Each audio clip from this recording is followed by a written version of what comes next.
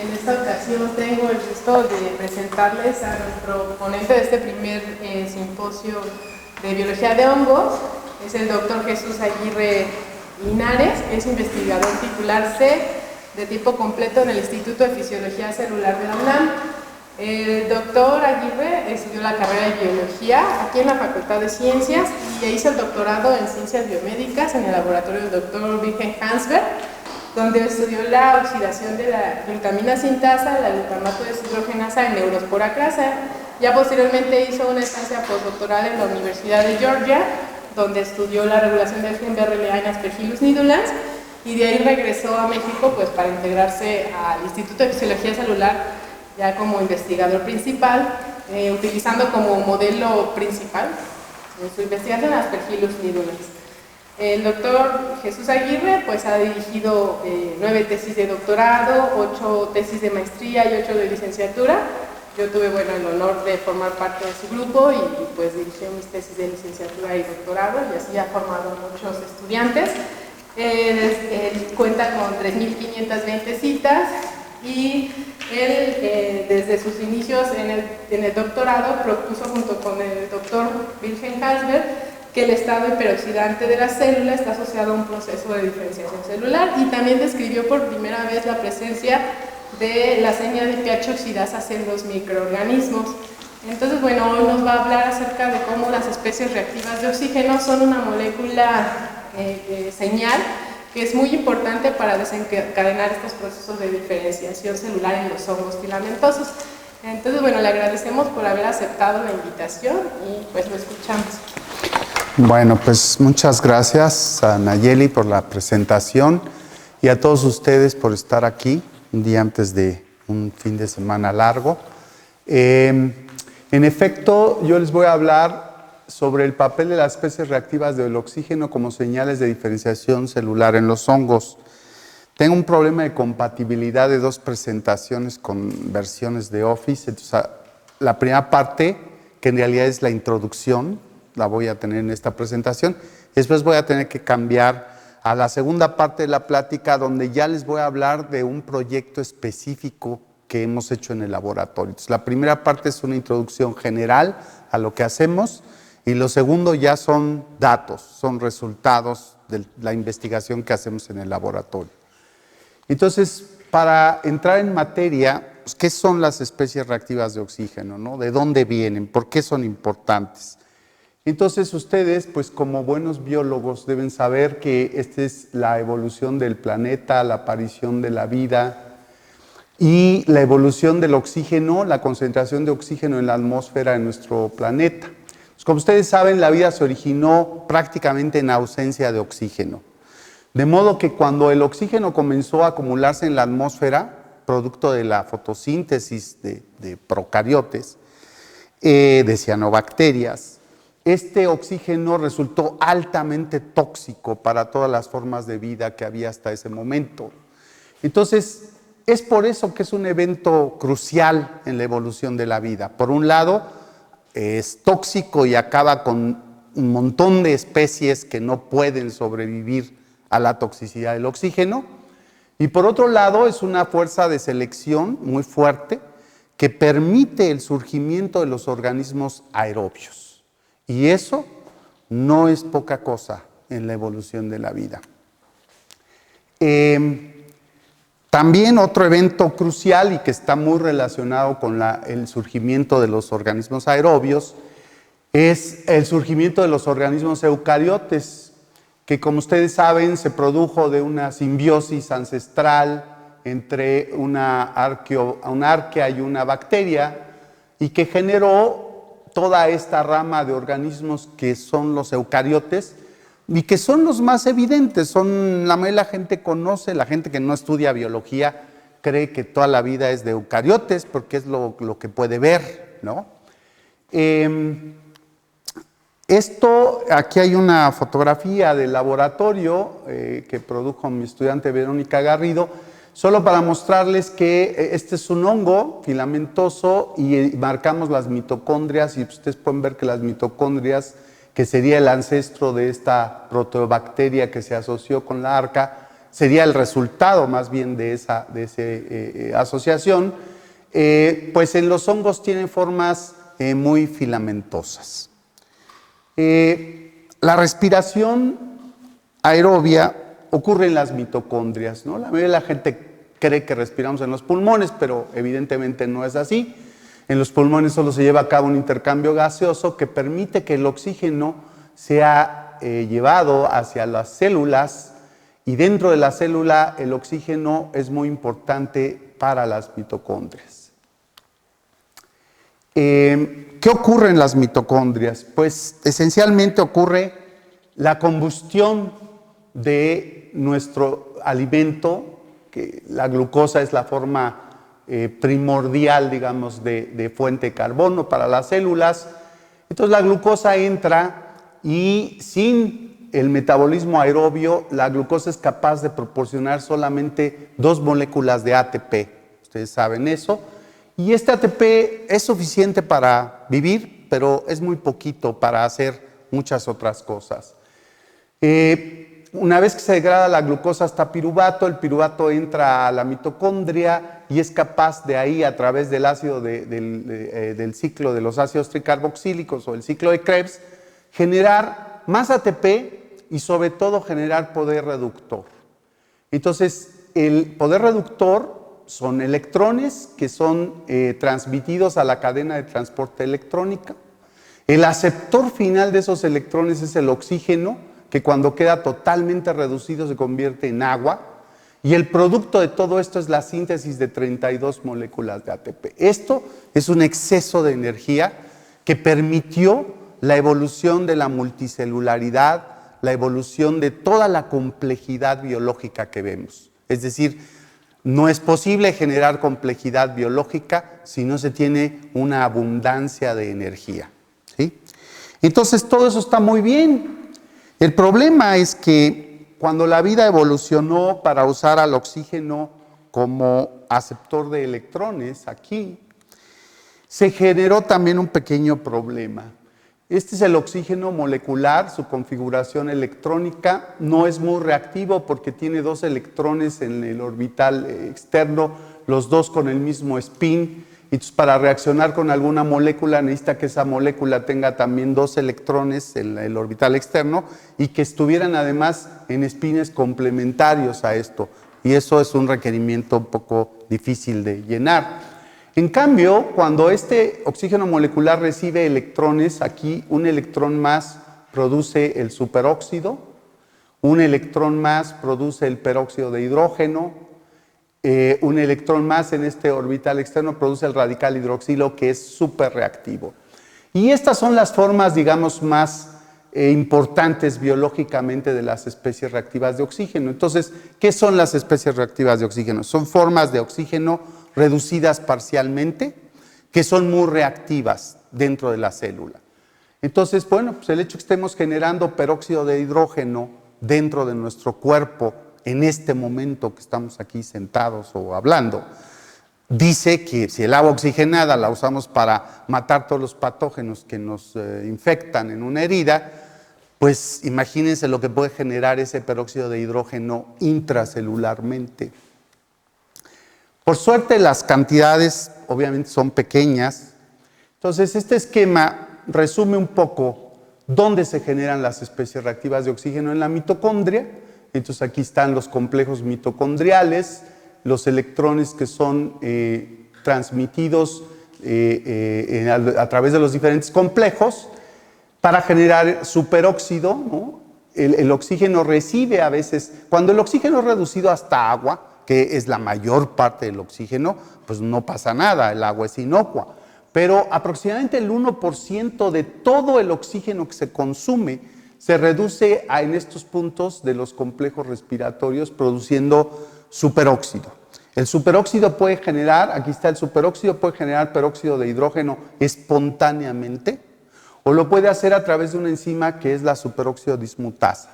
Entonces, y a su vez el peróxido en presencia de metales como el fierro puede generar el radical hidroxilo, que es el más agresivo y el más reactivo de todos.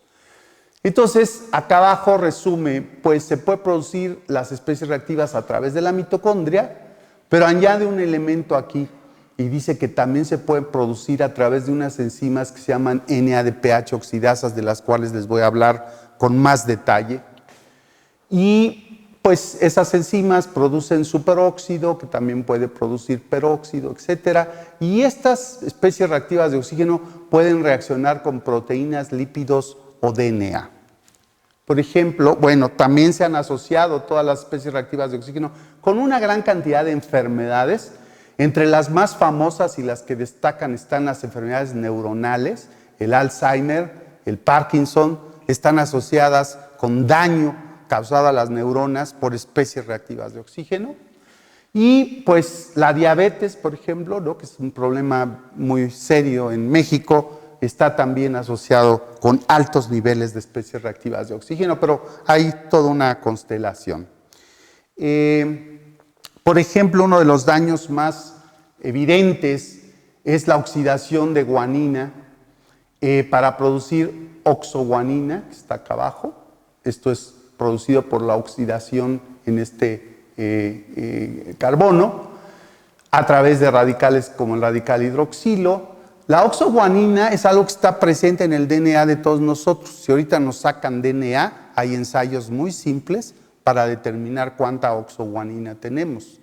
Y eso dice que el DNA está siendo dañado por especies reactivas de oxígeno.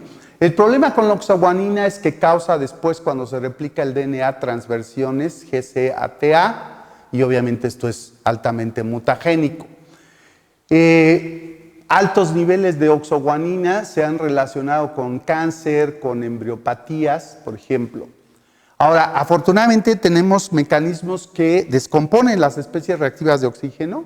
Ya dijimos que las catalasas descomponen el peróxido de hidrógeno, las superóxido dismutasas descomponen el superóxido, etc.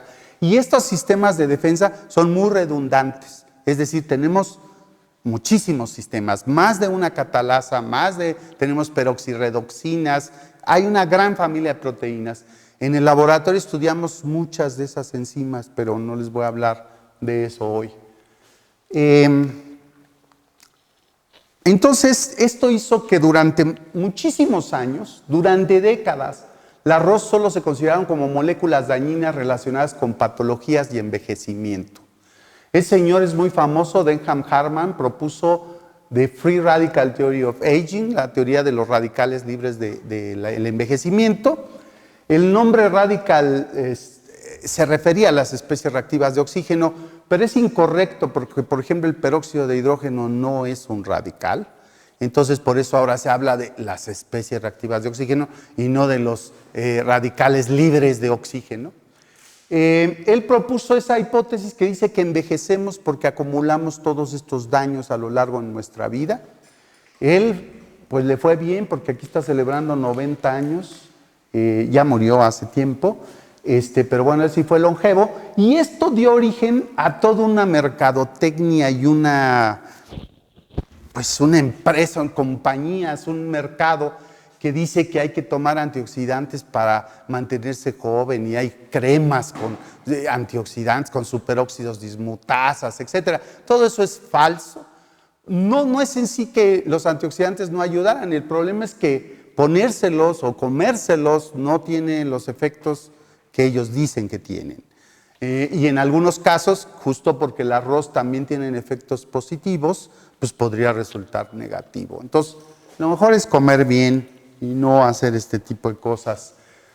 Entonces, como Nayeli mencionó, yo estudié biología aquí en la facultad y no quise estar en ningún laboratorio hasta que terminara la carrera. Entonces pedí ayuda a mi maestro de bioquímica, Alfonso Torreblanco, y le pregunté en dónde podría ir a hacer yo una tesis de licenciatura, y me mandó al laboratorio del doctor Wilhelm Hansberg, que trabajaba con Neurospora crassa, un hongo. Hasta entonces a mí los hongos no me habían parecido particularmente interesantes, pero al ver lo que se podía hacer con ellos y al estar trabajando con él, yo fui a hacer una tesis de licenciatura, pero así como Nayeli, que también fue a hacer una tesis de licenciatura, acabé haciendo el doctorado ahí, igual que Nayeli, en mi laboratorio. Entonces propusimos, Billy y yo, que no, que el arroz sí tenían todos sus efectos dañinos, pero que también tenían efectos positivos y que en general podrían considerarse como señales que regularan la diferenciación celular. Esto lo publicamos en 1990 en el Journal of Theoretical Biology y después más recientemente hicimos un update, una actualización de todo lo que se sabe al respecto. En esa época todo el mundo estaba fascinado con la biología molecular y diciendo pues que las células se diferencian porque expresan programas genéticos de regulación. Eso se sigue diciendo, se sigue pensando. Entonces en ese artículo pusimos esto, que decir que las células se vuelven diferentes porque expresan diferentes genes es una tautología, no es una explicación. Es decir, es que son diferentes porque son diferentes. Nosotros pensamos que el arroz podían ser eso, aparte de la explicación de por qué expresan genes diferentes. Ahora, esto ya es intrascendente, ya se acepta que el arroz juegan papeles esenciales en la diferenciación celular. Entonces, ustedes ponen en Google Ross and Cell Differentiation, van a obtener miles de artículos. El caso más sobresaliente actualmente es el caso de las células pluripotenciales de tallo embrionario, donde se ha demostrado que las células que son totipotenciales, esas que se pueden diferenciar en muchísimos otros tipos celulares, en general tienen una defensa antioxidante muy alta y muy pocas especies reactivas de oxígeno, y que eso es importante para mantener ese estado de pluripotencia. Que conforme las células se van diferenciando, lo que va ocurriendo es que la capacidad antioxidante de la célula va disminuyendo y las especies reactivas de oxígeno van aumentando. Entonces esto es solo para mostrarles que esta idea se volvió aceptada, pero cuando algo se vuelve aceptado es como decir que es muy obvio, entonces ya no es que la gente esté reconociendo que nosotros propusimos esto hace mucho tiempo, sino que ya es como, pues sí, es obvio, así tendría que ser. ¿Qué de los hongos? Bueno, la mayoría de la gente conocemos a los hongos pues, porque son muy benéficos. Y aquí se me ocurrió poner esta frase que yo la escuchaba y me parecía padrísima.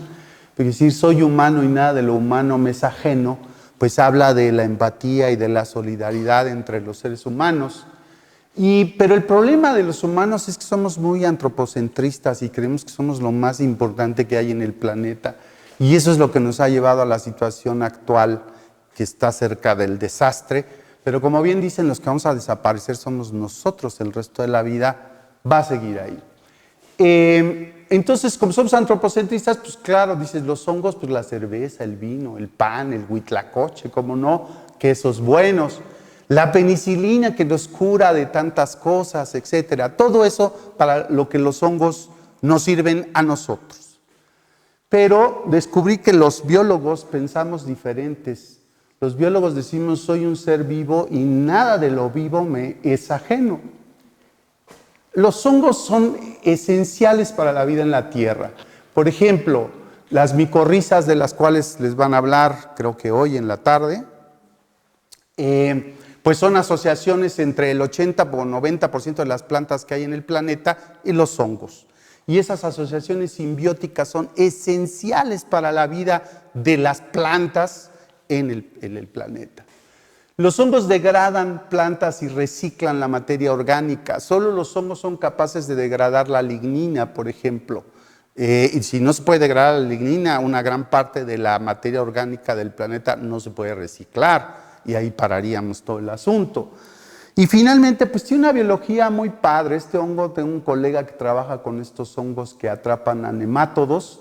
Y es maravilloso ver cómo los hongos hacen estas trampas, unas con pegamento, otras que cuando el nemátodo pasa por ahí se inflan y estrangulan al nemátodo y pues se alimentan de ellos. Los nemátodos a su vez tienen una gran importancia en la agricultura, son parásitos, etc.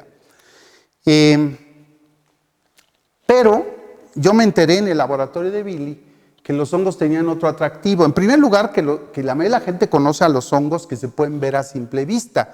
La exposición de fotos muy bonita que está allá afuera es preciosa, pero todos son hongos macroscópicos. Y esto es para mostrarles que los hongos microscópicos también son bonitos. En Neurospora, con el primer hongo que yo trabajé, por ejemplo, aquí lo que están viendo es un ciclo circadiano. El hongo esporula, esta es la región donde está esporulando, luego crece 23 horas, esporula otra vez, luego crece 23 horas, esporula otra vez. Y por ejemplo, mucho de cómo se regulan los ritmos circadianos en los animales se ha aprendido estudiando a este hongo tan sencillo. Levadura sí es un poco aburrida, ¿no? Porque pues solo son células y se divide y se acabó. Aspergillus, nosotros trabajamos con estos dos hongos y Aspergillus es precioso, ahorita les voy a enseñar otras fotos. Aquí también está ilustrado la complejidad genética de estos organismos. Saccharomyces tiene aproximadamente 6,000 genes, Neurospora tiene como 11,000 genes y Aspergillus tiene 10,500 genes.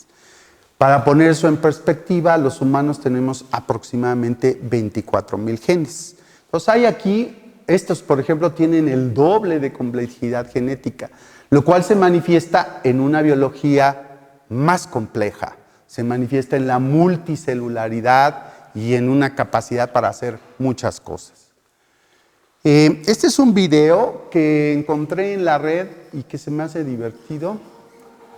Es una animación, pero me gusta que mis alumnos lo vean porque pues, ellos nada más ven cajitas de Petri, pero si vieran y se pudieran acercar a ver qué está pasando en la cajita de Petri, lo que verían es este bosque de conidióforos, donde las cabezas de los conidióforos tienen varios tipos celulares antes de producir las esporas, las cuales, esta es una cabeza de un conidióforo con los distintos tipos celulares y las esporas están hasta el final, acá está, hasta el final se producen las esporas.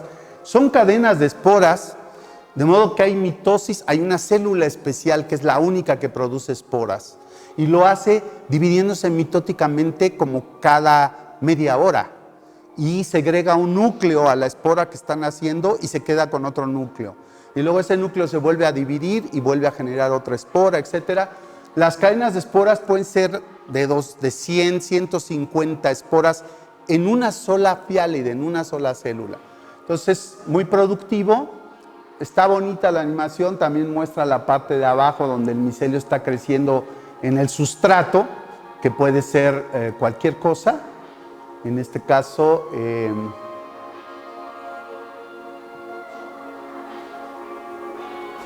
es un pepino que está creciendo ahí encima.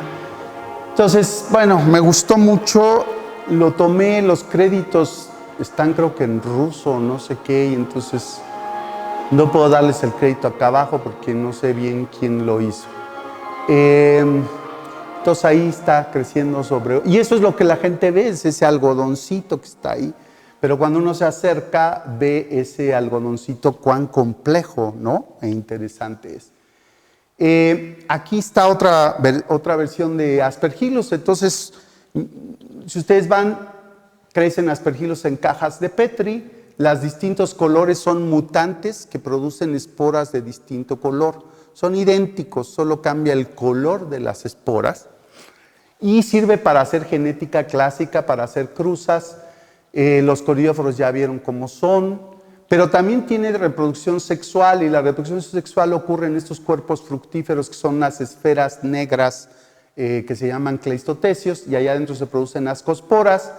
Y les voy a estar enseñando algunos datos de micelio. Aquí ven las hifas, los hongos crecen por las puntas, crecen apicalmente. Y entonces les voy a enseñar algunos datos de Nayeli que fueron tomados en estas hifas que están creciendo y algunos en otras estructuras. Este es un proyecto del laboratorio que nos tiene muy entusiasmados. Y son las mitocondrias que, como les había mostrado, esta es la cepa silvestre y lo que ven las mitocondrias son filamentosas, pero también se dividen, aquí ven unos pedacitos, ¿no?, sueltos. Entonces las mitocondrias son muy activas, no son frijolitos, ahí están fusionándose y fisionándose. Y lo que hemos descubierto en el laboratorio es que el peróxido de hidrógeno que uno añade externamente, por ejemplo a los 5 minutos, comienza a verse una mayor fisión mitocondrial. Y a los 30 minutos espero que puedan ver, pero estas solo son pelotitas individuales que están ahí. Entonces quiere decir que el peróxido de hidrógeno, las mitocondrias producen ROS, es lo que hemos estado viendo todo el tiempo. Y ahora vemos que las ROS son capaces de regular su propia división.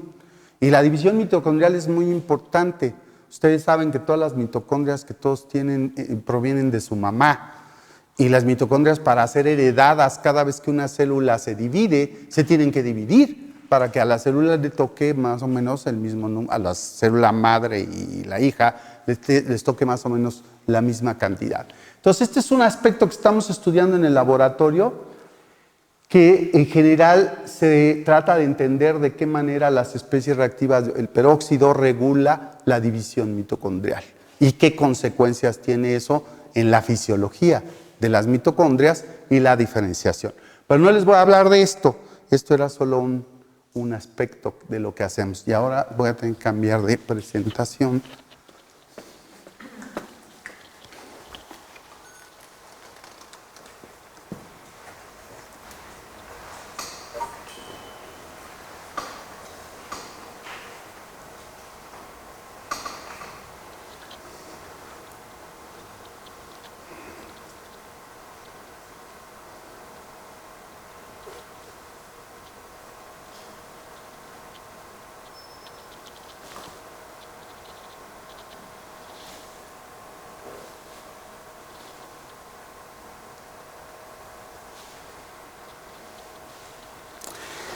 Y entonces esto es ya un aspecto específico de los proyectos que hacemos en el laboratorio.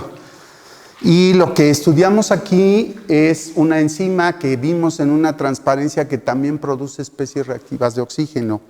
Y esta enzima se llama la NADPH oxidasa, muy famosa.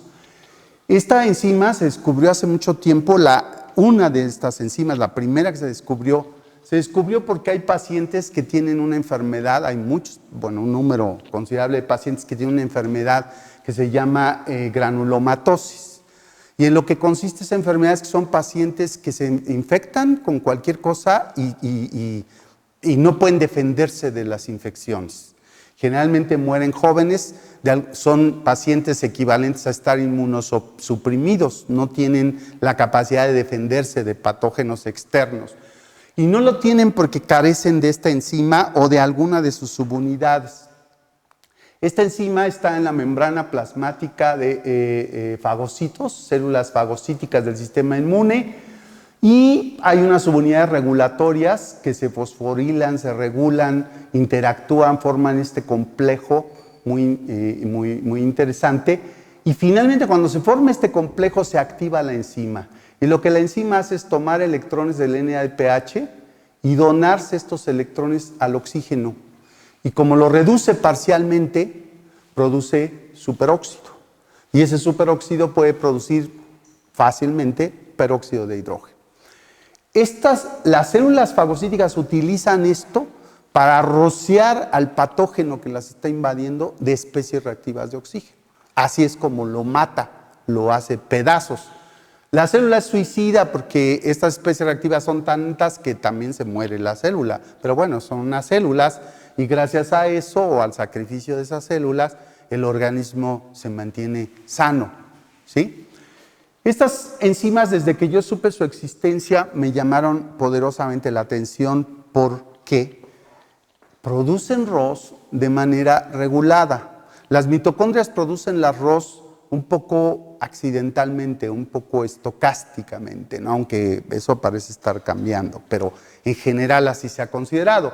En cambio, esto es un proceso regulado. Una célula dice, yo quiero un montón de especies reactivas de oxígeno y las quiero en tal tiempo y en tal lugar, ¿sí?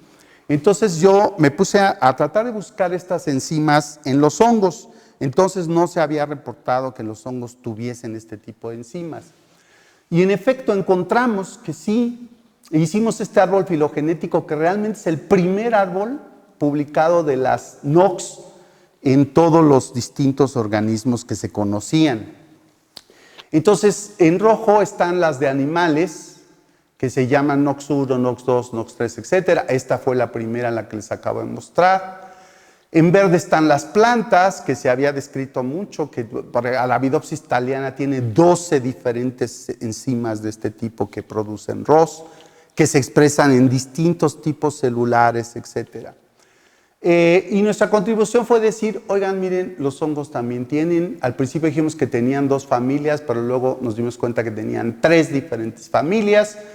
También vimos que este mixoamebozoide, el Dictyostelium discoidum, también tenía estas enzimas. Y entonces dijimos, pues saben que eso significa que los hongos son capaces de regular la producción de especies reactivas de oxígeno. Entonces lo siguiente que queríamos saber era, ¿para qué sirven? Entonces es muy fácil en estos sistemas biológicos eliminar genes. Podemos eliminar genes a voluntad. Ahora está de moda el CRISPR-Cas y toda esa historia, pero nosotros desde hace 30 años podemos eliminar y editar el genoma de estos hongos sin usar, mucho antes de que apareciera el CRISPR-Cas. Entonces podemos eliminar este gen al que le nombramos NOXA. Aspergillus tiene una sola NADPH oxidasa. Y lo que vimos que ocurría, este es un cleistotecio, el cuerpo fructífero de este hongo, y este es teñido con un colorante que detecta superóxido y se pone morado o azul. Entonces lo que decía es que los cuerpos fructíferos producen superóxido y que si eliminamos esta NPH oxidasa, este está aumentado mucho. Lo que ocurre es que el proceso de diferenciación del cuerpo fructífero se inicia, pero no prosigue, se queda detenido en este estado y produce muchas menos especies reactivas de oxígeno. Cuando hicimos lo mismo en Neurospora, Neurospora tiene 2 diferentes NADPH oxidasas, estos son los cuerpos fructíferos. Neurospora tiene 2 sexos, es heterotálico, mientras que Aspergillus es homotálico. Y entonces aquí necesitas juntar esta que funciona como hembra y que forma estos protoperitecios, que cuando se fertilizan generan estos peritecios. Bueno, pues la mutante que carece de esta NOX no forma los peritecios y por supuesto no forma los peritecios. Entonces lo que dijimos aquí fue que las enzimas NOX y las ROS que ellas producen son esenciales para la diferenciación sexual en los hongos, ¿sí? Nosotros solo habíamos probado 2 hongos, pero nos parecía que era suficiente para decir que en los hongos. Desde entonces, esto se ha repetido en una gran cantidad de hongos que tienen diferenciación sexual y esto es perfectamente válido. En todos los hongos que se ha estudiado, estas enzimas son necesarias para llevar a cabo la reproducción sexual. Entonces, esto favorece y apoya nuestra hipótesis original de que las ROS son necesarias para la diferenciación celular.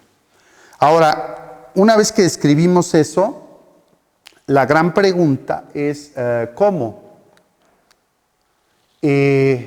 Para esto les tengo que mencionar un poco de, ya les enseñé Aspergillus, que es tan bonito. Neurospora es un poco menos bonito, pero sigue siendo bonito. Y entonces Neurospora, pero tiene otras cosas muy interesantes, por eso hemos estudiado siempre los 2 hongos. Neurospora tiene conidias que forman tubos germinales, pero también forman esta estructura que se llama tubos de anastomosis o CATs, que ahorita van a ver por qué son interesantes.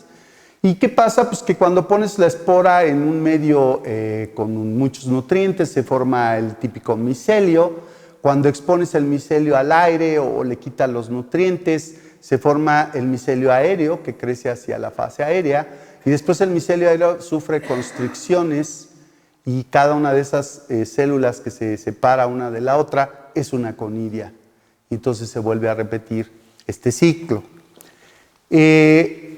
Lo que encontró Nayeli hace tiempo, cuando estaba haciendo su doctorado, es que esta enzima, en primer lugar, era, como ya les mostré, necesaria para diferenciar protoperitecios y peritecios. Vean, la mutante no forma estos protoperitecios, no forma peritecios, entonces ya les mostré esto, que NOX1 es esencial para el desarrollo sexual. Pero hace más. Las mutantes NOX no forman este micelio aéreo tan abundante como una cepa silvestre, y si uno cuenta las esporas que se producen ahí, en la mutante son muchísimo menos que en la cepa silvestre. Y finalmente el crecimiento radial está afectado. Esta es una cepa silvestre que ya cubrió toda la caja, mientras que la mutante apenas va creciendo bastante más lento. Entonces aquí ya no, la NOX no solo era necesaria para el desarrollo sexual, sino también para la sexual y también para el crecimiento. El fenómeno que les dije que era muy interesante es que esos tubos de anastomosis son, aquí es este tubo, son estructuras que hacen que las conidias se fusionen unas con otras, ¿sí? Esto no es un fenómeno trivial, estamos hablando de un fenómeno de fusión celular en un eucariote. El desarrollo embrionario, para que se lleve a cabo, implica un montón de fusiones celulares que se van produciendo de manera organizada. Entonces es un proceso básico, y lo que encontró Nayeli también es que la mutante es incapaz, hace los tubos, pero no se puede fusionar. Entonces ya las ROS pasan de solo regular el ciclo sexual a regular un montón de cosas en este hongo, porque en Aspergillus lo único que aparentemente hace es regular el ciclo sexual. Entonces, por eso decidimos seguir estudiando a la NOX de Neurospora crassa, porque dijimos, va a ser muy interesante tratar de entender cómo puede regular todo eso. Entonces, una parte importante para entender qué funciones hace o cómo lo hace es determinar dónde está la enzima localizada, ¿no? Porque si una enzima es nuclear o una proteína es nuclear, pues suponemos que sus funciones ocurren en el núcleo. Si está en la mitocondria, suponemos que ocurren en la mitocondria. Y no se sabía, bueno, sí se sabía en parte, o había una idea de dónde estaban localizadas estas enzimas. Entonces lo que hizo Nayeli fue hacer un plásmido o una construcción genética donde puso a la enzima NOX1 fusionada a la proteína mCherry, a la proteína fluorescente mCherry, y después la expresó desde un promotor que es constitutivo y que se expresa a altos niveles, o su propio promotor, el promotor de NOX1, y esto lo metió en Neurospora crassa. Lo primero que tienes que demostrar para que te crean que la localización de una enzima es la que tú dices, es que esa enzima a la cual estás pegando una proteína grandota bueno, no es tan grande, pero es grande, el tag o la etiqueta que le estamos pegando a NOX es una proteína fluorescente. Entonces, ¿cómo sabes que esa NOX con la proteína pegada esa va a funcionar como debería? ¿Sí? Entonces, lo primero que hay que demostrar es que es funcional. ¿Cómo demuestras que es funcional? Pues lo demuestras, aquí tienes la mutante NOX, que hace un micelio aéreo todo chaparro y muy bajito y esporula muy poco, y cuando le metes la construcción que les acabo de describir, acá hay dos diferentes cepas a las cuales les metió esa construcción, recuperas el crecimiento aéreo, recuperas la esporulación. Entonces eso dice que la fusión es funcional al menos para el crecimiento aéreo, pero también encontramos que es funcional para recuperar, a lo mejor no lo alcanzan a ver aquí, pero esta es la mutante, crece poquito, las cepas transformadas o complementadas ya crecen bastante mejor, parecido a una silvestre. Les dije que no hacían peritecios los cuerpos fructíferos sexuales, aquí está la mutante NOX, no los hace, en cambio las dos cepas a las cuales le metió esta construcción ya hacen peritecios.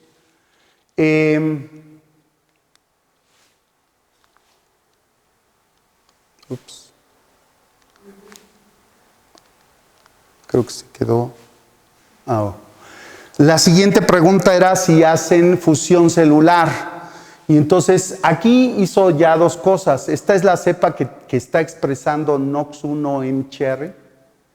Y para empezar vio que en estas conidias que se están fusionando estaba en vesículas muy grandes y ese es un video y pueden ver que en la estructura que se fusionaron funciona y por ahí se transportan estos organelos. Es decir, una vez que dos conidias se fusionan y forman este puente, pueden por ahí transportar núcleos, mitocondrias, etcétera. Entonces, lo que está demostrando primero Nayeli es que su fusión es perfectamente funcional, ¿sí? Anteriormente, el trabajo publicado decía que en dos hongos diferentes, Podosporanserina y Botrytis cinerea, las enzimas NOX estaban localizadas en el endoplasmic reticulum, en el retículo endoplásmico. Por ejemplo, aquí es una NOX que está marcada, es una subunidad de la NOX, está marcada y está en estructuras perinucleares. Estos serían núcleos y pues el retículo ya saben que forma estructuras alrededor del núcleo. Por acá se ven cosas semejantes, aquí por ejemplo. Entonces, la idea que está manejando es las NOX están en el retículo endoplásmico, por lo tanto su función tiene que, las ROS que produzcan tienen que ser importantes en las funciones del retículo endoplásmico. Entonces Nayeli encontró, lo primero que dijo es vamos a ver si es cierto. Entonces marcó el retículo endoplásmico, esta es una cepa que tiene marcado el retículo endoplásmico en verde, por ejemplo pueden ver las regiones perinucleares aquí, ¿no? Y después estas son hifas que están creciendo, esta es la punta de una hifa y aquí ya creció un poco más, y acá creció más. Tiene videos de todo esto, pero aquí le estamos mostrando nada más fotos de eso. M-Cherry no está en la punta al principio, siempre está un poco atrás y cuando sobrelapamos esas dos imágenes vemos que prácticamente no coincide la marca del retículo y la marca, la marca roja y la verde. Y en germínulas que están haciendo fusión celular todavía es más evidente que no coinciden. Estas son las estructuras perinucleares del retículo y en cambio la NOX se ve en unas vesiculitas pues que no coinciden con eso. Entonces lo primero que dijimos es no parece estar en el retículo, en Neurospora al menos.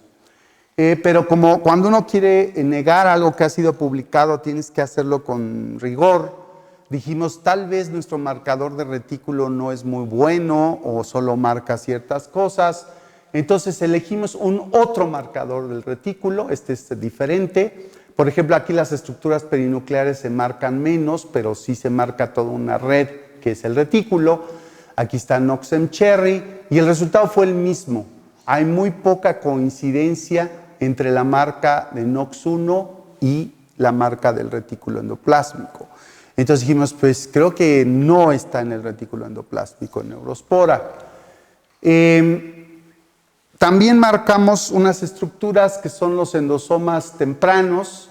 Nos dieron una cepa que tenía marcados los endosomas tempranos, aquí se pueden ver. Y vimos que ahí hay cierta coincidencia. Esto tenemos unos videos muy padres, pero en general hay muy poca coincidencia.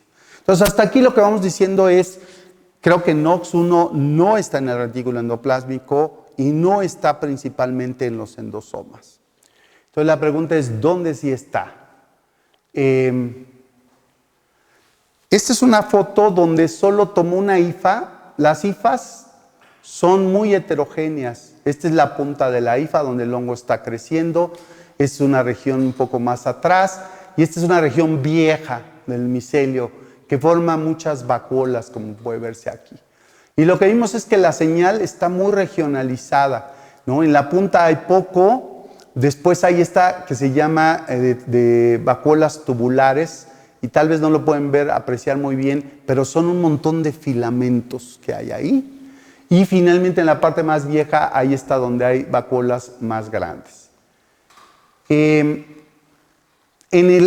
En germínulas, estas son esporas que están germinando apenas. Y lo que vimos es igual, que está en estructuras, dice, pleomórficas, quiere decir que tienen muchas formas. ¿Por qué? Porque está a veces en filamentos, todo esto es un filamento, y a veces está en bolitas, esto es un filamento, y a veces está en bolitas individuales, y esta pues ya la habían visto en un video. En los conidióforos fue a ver, y en los protoperitecios, ¿qué ocurre? Bueno, pues en los conidióforos, estos son conidióforo y estas son esporas que se están formando, tiene una estructura de puntos muy definidos, ahí casi no se ven los filamentos, solo se ve como estructuras puntuales. Entonces pensamos por la morfología que tenía que esto correspondía al sistema vacuolar de Neurospora. El sistema vacuolar en los hongos es como los lisosomas de los animales. Es el lugar donde ocurre la digestión de todos los componentes celulares. Por ejemplo, las mitocondrias cuando se van a degradar pedazos, se degradan en ese sistema vacuolar. Ahí hay muchos compuestos. Entonces, un colaborador nos facilitó una cepa que tenía marcado el sistema vacuolar con una proteína que se llama BMA1. BMA1 es la subunidad A, de la ATPasa vacuolar. Fíjense qué compleja es la ATPasa vacuolar. Es una enzima que es capaz de bombear protones y regular el pH de las vacuolas, que es parecido al de los lisosomas, es ácido, se caracteriza por ser ácido. Y entonces aquí fíjense, ahí está teñida BMA1, aquí está teñida en rojo NOX1, y cuando sobrelapan eso, se ve amarilla la señal, porque coincide perfectamente la señal de NOX con la señal del sistema vacuolar. Entonces decidimos usar otro criterio más, decir, bueno, a lo mejor esto no es suficiente. Entonces usamos un compuesto que se llama carboxi-DFPDA, que se sabe que se acumula en el sistema vacuolar. Entra a la célula, se acumula en el sistema vacuolar y ahí florece. Entonces, si usan ese compuesto y tiñen una hifa, pues ven esta tinción muy clara. Aquí está teñido NOX y si sobrelapan la señal, perfectamente coincide con eso, ¿sí? Entonces, yo creo que esto nos permite concluir que al menos en Neurospora, pero nosotros creemos que en todos los hongos, la NOX está localizada no en el retículo endoplásmico, sino en el sistema vacuolar de la célula. También descubrimos, siendo más cuidadosos en la observación, que también se localizaba en la membrana plasmática. Aquí no se ve con muy buena resolución, pero hay regiones del hongo donde está localizada en la membrana. Entonces, la conclusión es que está en esas dos partes, en la membrana plasmática y en el sistema vacuolar. Es que está como un poco lenta. Entonces, una pregunta muy importante era, las NOX de los hongos también tienen subunidades regulatorias. Este es un esquema parecido al que les mostré al principio, donde la NOX interactúa con varias subunidades, etc. Pues en los hongos, una vez que nosotros reportamos que existían las NOX, hubo grupos que empezaron a reportar que existía NOR1, que era el homólogo de P67Fox, que existía RAC, nosotros también trabajamos con NOR1, y esta subunidad NOR1 es esencial para la actividad. Si tú la mutas, se obtiene un fenotipo muy parecido al de la mutante NOX, ¿sí? Entonces la pregunta que nos hicimos es si esta subunidad colocalizaba con NOX, dado que la regula o es necesaria. Hizo una estrategia parecida, pero ahora expresó NOR1 fusionada a GFP.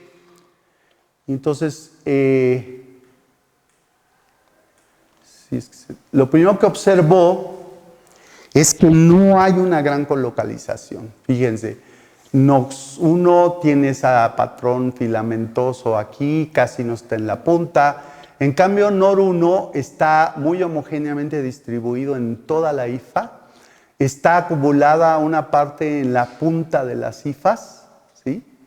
Y entonces cuando uno sobrelapa esas señales, prácticamente no hay colocalización. Eso fue como muy sorprendente, porque si la subunidad es esencial para la actividad, pues ¿por qué no están juntas? Entonces lo que encontramos es que cuando las hifas, las conidias están fusionando en este fenómeno que les mostré de fusión entre conidias, ahí vemos, este es un patrón de NOX, este es el patrón de NOR, y pues lo que está padre es que algunos puntos no coinciden para nada. Por ejemplo, aquí NOR no tiene ninguna señal roja, pero hay otros puntos que están señalados con flechas donde sí hay una colocalización. Entonces esto lo que sugiere es que NOX y NOR no están interactuando todo el tiempo, sino solamente interactúan en ciertos compartimentos celulares, ¿sí? Que es donde producirían las especies reactivas de oxígeno. Este es un modelo de la estructura de la NOx, está muy bonito. Aquí se ve, la NOx tiene dos grupos hemo. Se sabe qué regiones de la proteína, este es NADPH en verde, y como pueden ver hay dos partes de la proteína que están involucradas en la unión del NADPH. Entonces el NADPH cede electrones a estos grupos hemo, a un grupo hemo, al siguiente grupo hemo que tiene oxígeno unido, y así es como se produce el superóxido. Entonces la pregunta que quisimos hacer, que tampoco se había hecho y no se sabía, era si la actividad de oxidasa de esta proteína era realmente importante para todo lo que les he mostrado. ¿Por qué? Porque muchas veces en los hongos lo que hacemos es eliminar la proteína por completo. Eso es lo que les he estado mostrando, son resultados a donde quitamos toda la proteína. Y entonces aquí quisimos solo modificar un aminoácido de esa proteína. Entonces nos basamos en este artículo viejo que demostraba que aquellos pacientes que les dije que tienen esta enfermedad tenían mutaciones en la NOx que cambiaban esta prolina 415 a histidina, y que eso inactivaba por completo la enzima, pero no afectaba la cantidad de proteína presente. Porque también se puede hacer una mutación que desestabiliza la enzima, y bueno, pues esa es la razón por la que no funciona. Entonces es importante que la enzima esté presente, pero que tenga esta mutación que la inactiva. Y también habían reportado que la cisteína 537 cambiada a arginina tenía los mismos efectos. Entonces lo que Nayeli hizo, sin CRISPR-Cas ni nada de eso, fue cambiar este codón a este otro codón, este codón a este otro codón, lo cual hace que la prolina 382, que si se fijan está muy conservada en todos los hongos, la cambiara a histidina, y la cisteína 524 la cambió a arginina, y también si se fijan la cisteína está muy conservada en todos los hongos, o bueno, aquí solo les muestro algunos, pero está muy conservada. Y la pregunta que se hizo es, a ver, lo primero es, ¿la enzima mutada está presente en las mismas estructuras, etcétera, etcétera? Y la respuesta es sí. Esta es la de la prolina 328 por histidina, cisteína 524 por arginina, y bueno, igual no se alcanza a ver muy bien porque la resolución no es muy buena, pero está localizada en los mismos compartimentos, ¿sí? ¿Y cuál es el fenotipo de estas mutantes puntuales? Pues es como si no tuviesen NADPH oxidasa, es igualita.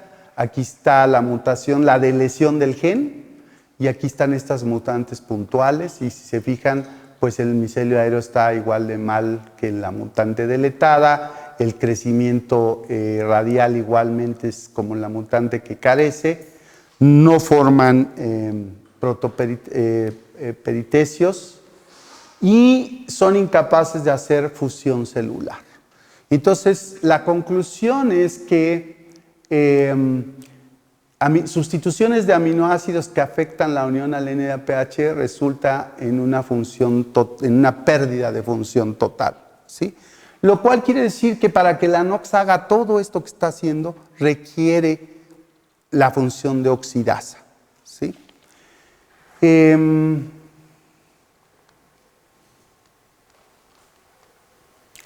¿Qué es lo que creemos que está pasando? Bueno, pues aquí esquemáticamente están representado el sistema vacuolar de Neurospora. Esta es la parte donde se ven los filamentos vacuolares. Esta es la parte vieja donde se ven vacuolas grandes. Y lo que vimos es dónde está localizado NOX1, dónde está localizado NOR1. Por ejemplo, aquí NOR1 está en la punta, pero vimos que colocaliza en ciertas estructuras. La tepeasa vacuolar, que la colocalizamos con NOx, y lo que proponemos que está pasando, voy a amplificar eso para que vean qué es lo que creemos que está pasando. Entonces, el sistema vacuolar es muy complejo. Tiene un pH ácido, tiene ATPasa vacuolar que bombea protones para mantener ese pH ácido, tiene transportadores de metales. Las vacuolas acumulan aminoácidos, metales, calcio, polifosfatos, etcétera. Y todo lo que creemos que está pasando es que la NADPH oxidasa, que se localiza en el sistema vacuolar, tiene una actividad basal baja, en la cual está produciendo especies reactivas de oxígeno hacia el interior de la vacuola y también está generando un desbalance de protones hacia afuera de la vacuola y hacia adentro de la vacuola. Y que estas dos funciones son importantes para esta enzima. Por ejemplo, si el peróxido se produce dentro de la vacuola, este podría ser transportado afuera de la célula a través de unas proteínas que se llaman aquaporinas, que son capaces de hacer eso. Y en general creemos que estas especies reactivas de oxígeno que estarían ahí regulan procesos relacionados con la función de las vacuolas. Estas serían las conclusiones. NOX1 muestra una asociación muy menor con marcadores del retículo endoplásmico y endosomas tempranos. NOX1 muestra una extensiva colocalización con dos marcadores independientes del sistema vacuolar y también se localiza en la membrana plasmática. El sistema vacuolar muestra cambios morfológicos dramáticos durante el crecimiento y el desarrollo. La subunidad regulatoria de NOX1 muestra un patrón diferente de localización, pero hay colocalización bajo ciertas condiciones y en estructuras discretas. NOX1, todas las funciones dependen de su actividad de oxidasa y todos nuestros resultados abren nuevas interpretaciones a las funciones de las NOX como componentes del sistema vacuolar y la membrana plasmática y también sugieren nuevas funciones para las vacuolas. Todo el trabajo sobre las NOX ha sido hecho por Nayeli, un trabajo excelente, realmente ha sido un placer tener a Nayeli en el laboratorio y ahora pues que se fue, la extrañamos muchísimo. Lo que les mostré un poquito de las mitocondrias es trabajo hecho por Verónica Garrido, estudiante de doctorado actualmente en el laboratorio, y pues bueno, este es mi grupo. Agradecemos mucho al CONACYT, pero sobre todo al PAPIT UNAM, que sin eso ya hubiésemos desaparecido, yo creo. Y también tuvimos un grant de la DFG de Alemania y el CONACYT. Y eso sería todo. Puedo contestarles algunas preguntas.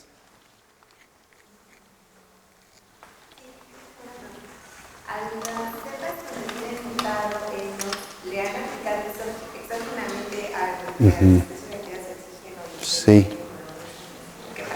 Esa es una buena pregunta. Y no pasa nada. Y entonces eso, claro, es un poco perturbador. Pero, por ejemplo, conociendo ahora la localización de la NOX, si tú colocas peróxido exógeno, las células, para empezar, tienen una gran capacidad de degradar este peróxido. Nosotros estudiamos muy al principio las catalasas de los hongos. Y como no había genomas, entonces íbamos descubriendo de una por una. Y entonces descubríamos una y la mutábamos y no veíamos grandes cambios. Y decíamos, bueno, no es posible. Y buscábamos y decíamos, es que hay otra.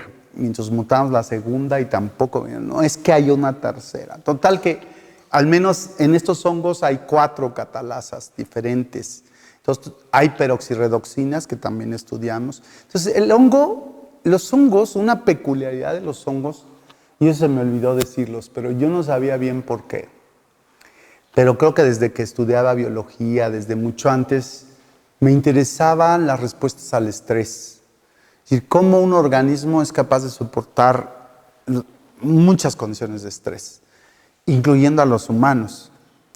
Entonces, los hongos son de los organismos más resilientes que hay en la Tierra. Son capaces de soportar realmente condiciones muy difíciles que otros organismos no soportan.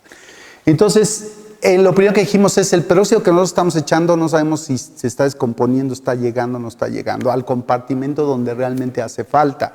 Y la otra cosa es el tiempo y el espacio, ¿sí? Una muestra que un día me estaban insistiendo mucho con esa pregunta y no me dejaban avanzar. Y entonces lo que les dije es, miren, en ratones, en animales hay 5 NOXes. Hay una NOX que solo se expresa en el oído interno durante el desarrollo embrionario. Y lo que hace es que produce ROS para producir los, ¿cómo se llaman estos?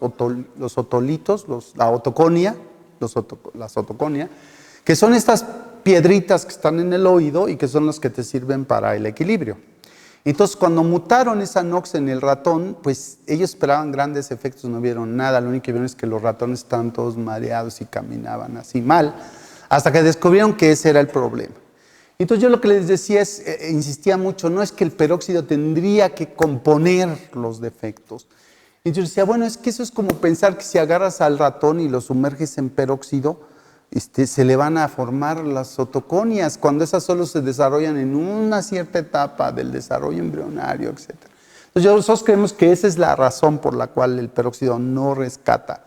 Es porque tendrías que tener alguna manera biológica de mandar el peróxido a donde debería de estar, ¿no?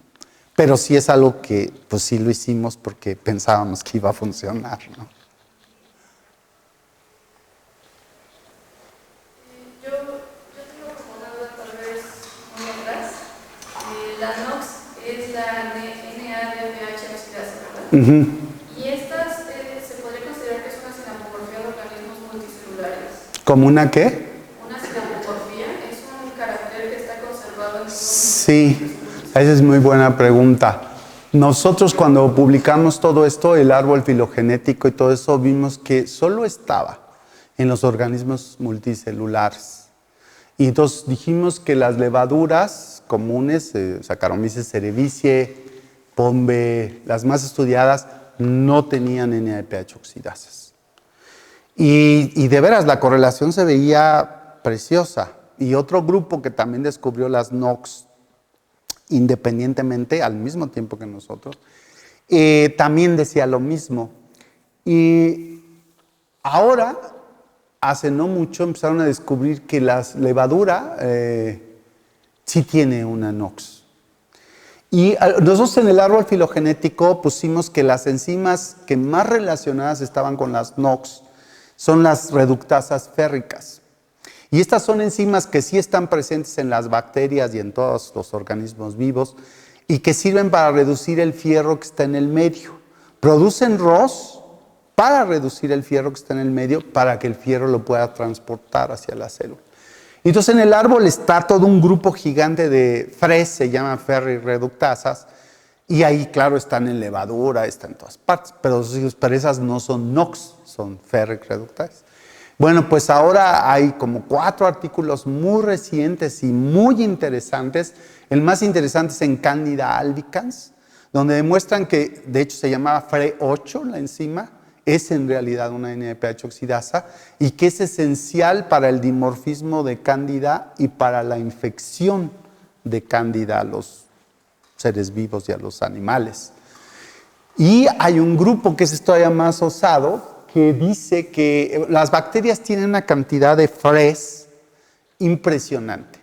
Y entonces él ha demostrado, solo que lo ha hecho solo in vitro y no tiene experimentos in vivo, que varias de esas FRES bacterianas también dice que son NOx. Entonces lo que haría pensar es que las NOx en realidad están presentes como en todos los seres vivos. Ahora, son diferentes, de diferente familia, no tienen esas subunidades regulatorias que les acabo de mostrar. Son una sola proteína que generalmente tiene unos dominios de unión a calcio y el calcio es la unión a calcio es la que regula la actividad de NOx. Así son las de las plantas. Las de las plantas no son como estas que les acabo de mostrar que tienen varias subunidades. Es una sola polipéptido que tiene dominios de unión a calcio. En las plantas les dije que Arabidopsis tiene 12. Hay unas que se expresan solo en la raíz, solo en las hojas, solo en las flores, etcétera, y que regulan procesos fundamentales. Por ejemplo, la simbiosis entre Rhizobium y plantas requiere algunas de estas NOx. La respuesta que tienen las plantas a los patógenos o a la herida, tú hieres una planta y lo que la planta hace es sintetizar un montón de peróxido de hidrógeno y lo tienen todo el sistema, o sea, es la respuesta sistémica a los patógenos, porque toda la planta se llena de peróxido de hidrógeno interno, de tal forma que si llega un segundo patógeno, pues se lo echa, ¿no? Las NOx son las que hacen ese peróxido.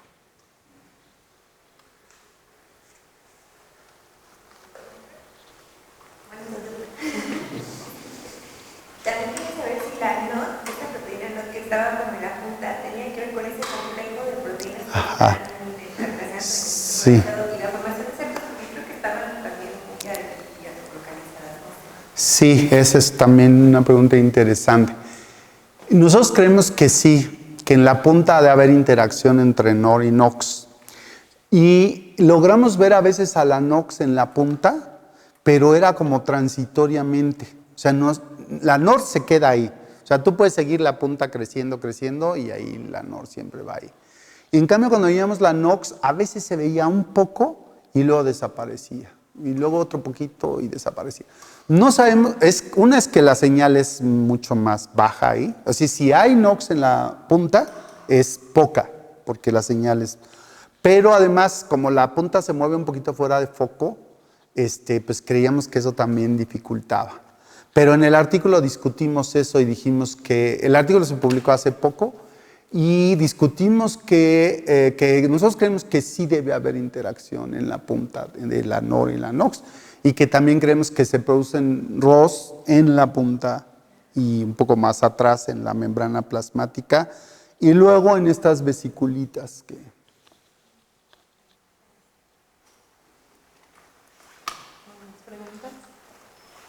Bueno, pues le queremos agradecer al doctor Aguirre por aceptar. No, gracias a ustedes. Gracias, Este mira. es un pequeño Ah, mira. A ver No, si- pues muy bien. una tacita. Gracias, gracias.